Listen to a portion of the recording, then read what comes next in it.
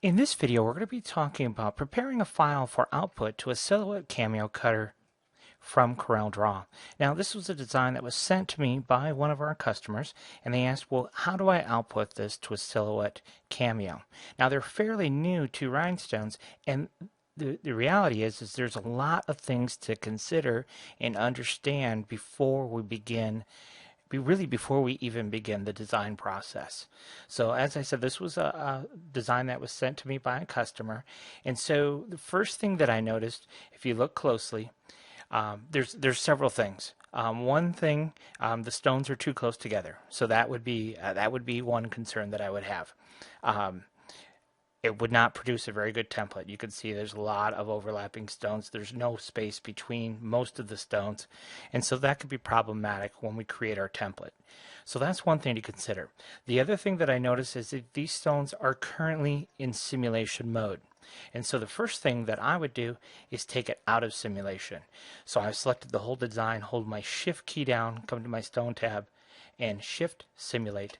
That will get rid of the simulation. So now our simulation's gone. Okay, and now you can see more clearly how close these stones are together. The other thing that I looked at is when I click on a stone, how big is it? Now I am using version 3, which has not yet been released as of the recording of this video, but you can see that the stone size is 6.4 millimeters. So for those of you who don't have version 3, you could switch over here in CorelDRAW with nothing selected. I could come in here, switch to millimeters, and when I click on a stone, you could see what size it is. So the stone size is currently 3.4 millimeters, or excuse me, 6.4 millimeters, and that in of itself is problematic. Again, the reason that's problematic is because that's not a very typical stone size. Really, those stones should be at 3.4 millimeters for SS10 stones. And perhaps the intent was to use the larger stones, maybe an SS20, but that's not real typical. And of course, the other thing to consider too is the overall design size. And if you look at the overall design size, you can see it's at 12 inches, which again is not typical. So these are all things that, when you're brand new, you may not initially consider, but it's all things that are important. So obviously, we're going to have to make some adjustments to the design. And I'm guessing here because I didn't discuss this with the customers what their real intent was, so I'm just really guessing. So what we're going to do first of all is talk about step one. And let me just back up. For those of you who maybe haven't yet purchased a vinyl cutter that are considering one, I do want to talk to you a little bit about this because I think it kind of relates. The Silhouette Cameo has done a great job in the marketing world as far as saying, hey, this is a great starter cutter because of its price point. It's under $300. And yes, that's true. I used to own a Silhouette Cameo, and I didn't purchase it as a starter vinyl cutter. The reason I purchased it was because of how small it was. I wanted something small, portable, that would do the job. Now, let me preface this by saying the Silhouette Cameo will do the job. Okay, it will cut rhinestone templates. The reason that I personally would never recommend the Silhouette Cameo Cutter is primarily because of the software it comes with. And you're going to see this here momentarily, but the software it comes with, to me, is very cumbersome and unnecessarily so, given the other options that are out there. The other drawback, of course, to the cutter, if you're thinking about a cutter from a price point perspective and not the overall size, if you're saying, hey, I want something under $300, this from Sign Warehouse would be a tremendous value for you. I have these cutters. I've had these cutters for years. I've had several of them. They come in all shapes and sizes. This particular one, I believe, is okay. This particular one's a 24-inch, but they have a 31-inch. They have like a 48-inch. They have even one bigger than that. They have a 12-inch. They have a 14-inch. I've got a little 12-inch. I've got a 24-inch, and these are great cutters. The software that these cutters come with is okay, light years better than the software that you get with the Silhouette Cameo. And with the Silhouette Cameo, you actually have to purchase extra software to be able to import designs. So that's another consideration too, which is the Designer Studio Edition. It's an extra $50 that you have to purchase. So I don't think the Silhouette Cameo is a great starter cutter. This cutter is a great starter cutter. It's under $300, just like the Cameo. Sign Warehouse has really decent support for it. The cutter itself is a great cutter. I mean, it cuts, and I've used them for years and years, and they cut and cut and cut and cut and cut. The other advantage, of course, with the bigger cutter, you've got a 24-inch cutting capacity, where the Cameo, you only have like a 12-inch cutting capacity.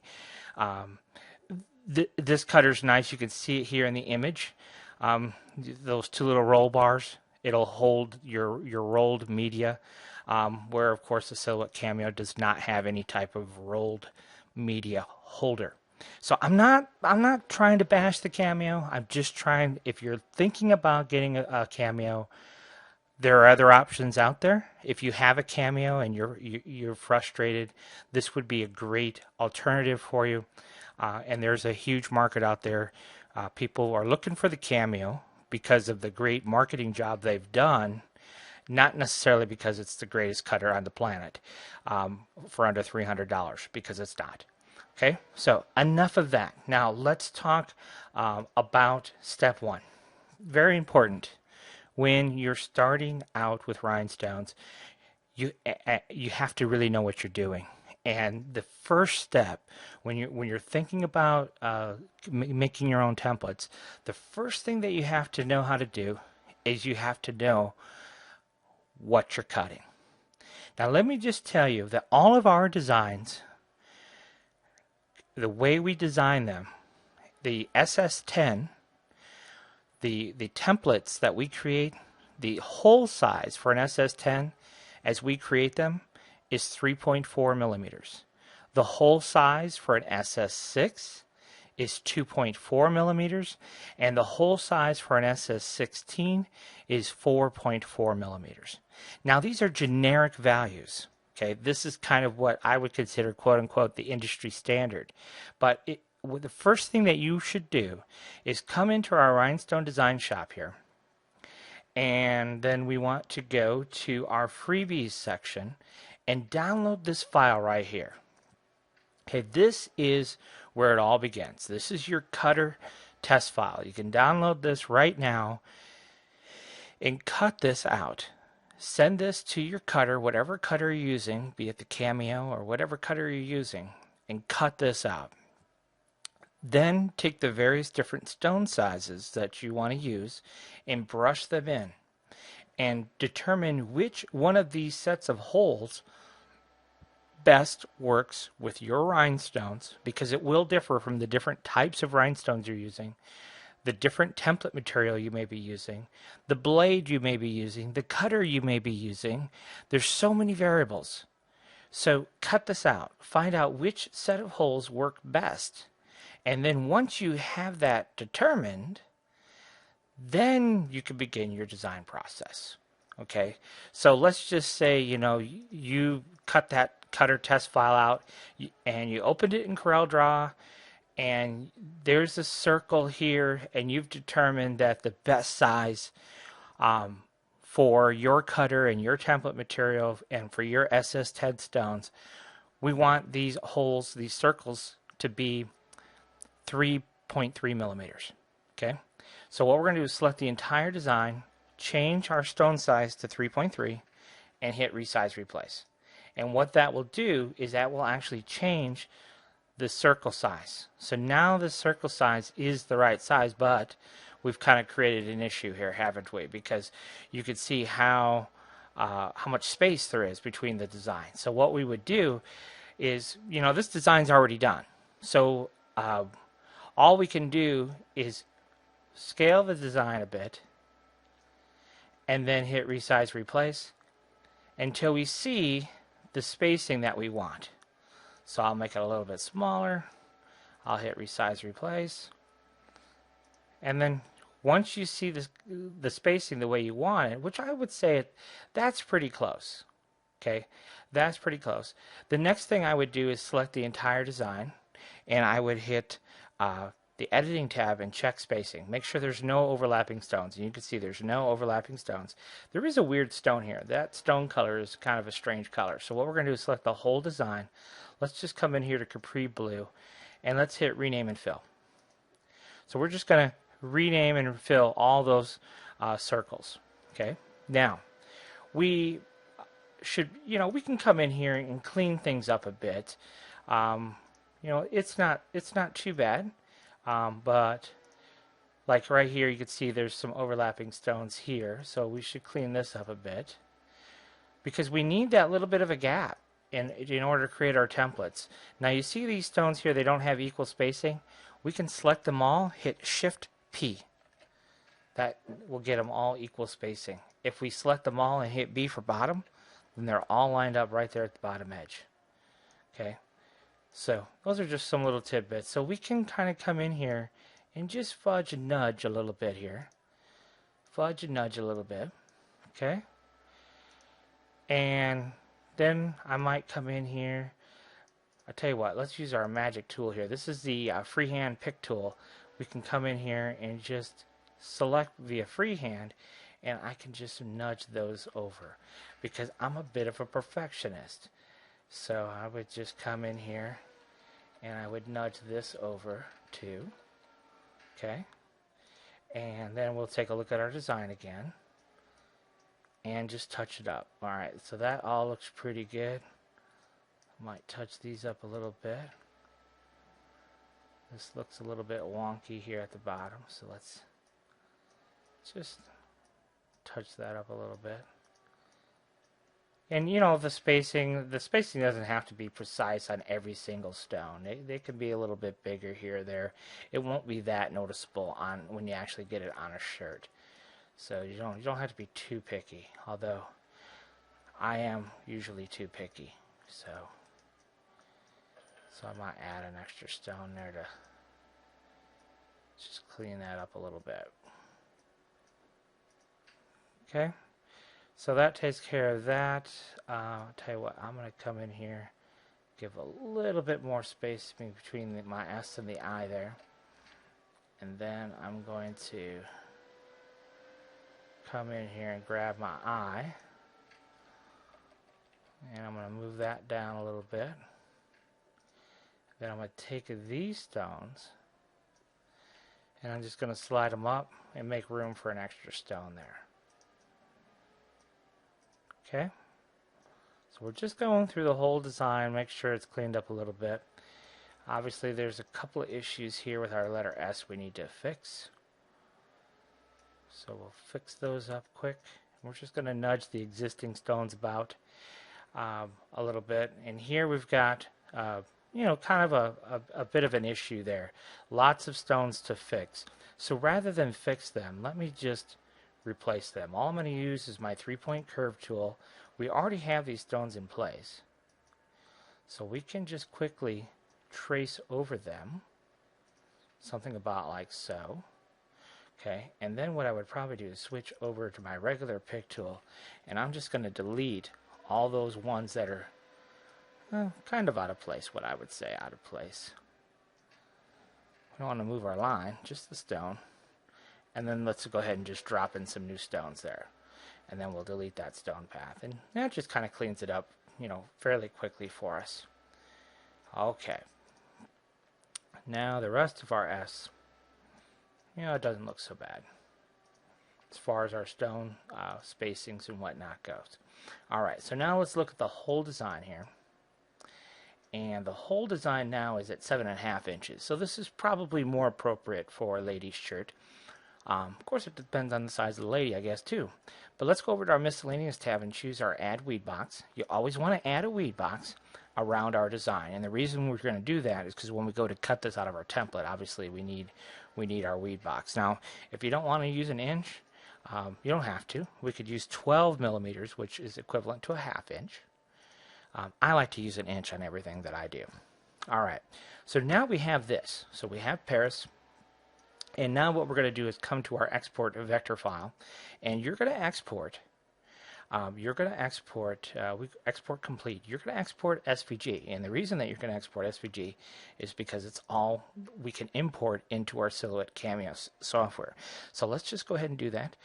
So our file name, let's just call it Paris, and choose Export Files. And so now we have an SVG on the desktop called Paris. Okay. Now we need to switch back over to our Silhouette software and get ready to cut it. So we'll come over here to our Cameo software, and now when we choose File, and we'll choose Import to My Library, and we're going to go to our desktop and find Paris. Wee Paris, where did it go? So we're looking for a studio. No, we're looking for an SVG.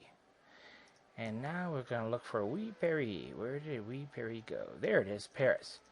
Okay, and we'll just go ahead and choose OK. And that will get us imported. Our next step then is to go into My Library and choose My Own Designs and come into Paris here. And then what we're going to do is come into our line color, and let's just go ahead and give it a different color. Now you can see all of our circles there are ready now to be cut. Okay, so now it's just a matter of going ahead and cutting the file. Now I do want to point this out too. If we look at this, it says 8.53 inches by 6.065 inches. When we come back over here to CorelDRAW, those dimensions should match up. So let's just see. And you can see it says 8.529 by 6.06. So that is really close to matching up. 8.530 by 6.06. So we know now that this will cut out perfectly. I will point this out to you as long as we're here, because I did make a little bit of a mistake. And so these are things that you want to consider. When we look at this, if you look right here, there's something weird right there and right there. See that? The outline looks just a little bit different than all the others. And there's a reason for that. And that's because there's two stones right on top of one another that I didn't catch. Remember when I added those extra stones? The start and end point actually had another stone right on top of one another. And if we look right here, I noticed that there's a little bit of variance in the color. Well, why is that? And the reason that there's a little bit of variance in the color right there is because there's two stones touching, and those two stones we definitely don't want to touch. So what we should do then is go back over here to CorelDRAW and fix those areas. See right there? Problem right there. So fix that so those stones aren't overlapping. And we know that there's an extra stone. See, I just pulled one stone away, and there's another stone below, and I don't know which one of these it was. Not that one. There it is. But instead of doing it that way, we'll just select the whole thing, come to the Editing tab, check spacing, and now there are no extra stones sitting on top of one another. If I go back into here to check spacing, there's no overlapping stones. So now, again, we could go back in here, go back to our Miscellaneous tab, Export Vector File, and we will choose the SVG export. And again, we'll call it Paris. We can name it the same name. Yes. We're going to override it. And now we have a new SVG file that we can import into our Silhouette Studio software. So back over here to Silhouette Studio here. We'll go ahead and just delete that file. And then we'll re-import. So we're going to choose right here, back to import into my library. And we'll go back to our SVG file, and we'll come down to Paris, and we'll hit OK, and then we'll go back to my library. We have a second My Paris one, so we don't know really which is which, so let's just select the second one. And we'll select the entire design, give it a different color, and now we'll just zoom in here and see if we got the right one. We'll be able to tell very quickly, we did have the right one. See, it's not colored. And this over here, it's not colored different because it's not overlapping. Here, there's not overlapping. So let's go back to my library quick and get rid of this one. Let's just delete that one. We don't need that one. Okay, we'll go ahead and close that back out. And now this file is ready to send to your Cameo Cutter. And that is all there is to it. So I hope you learned a little something, and thanks for watching.